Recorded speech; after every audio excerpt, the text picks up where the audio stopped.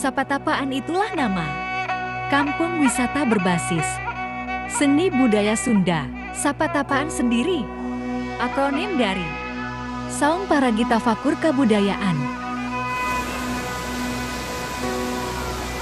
Tempat wisata ini lahir karena kepedulian dan kebersamaan 28 komunitas di Sumedang untuk membangun desa dan wilayah dengan memanfaatkan potensi setempat, terutama potensi alamnya.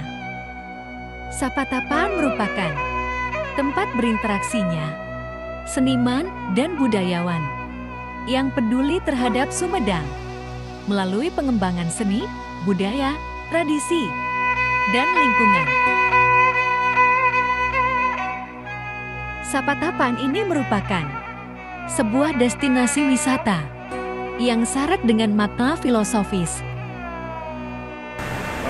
Baik ke Sapatapaan di tengahnya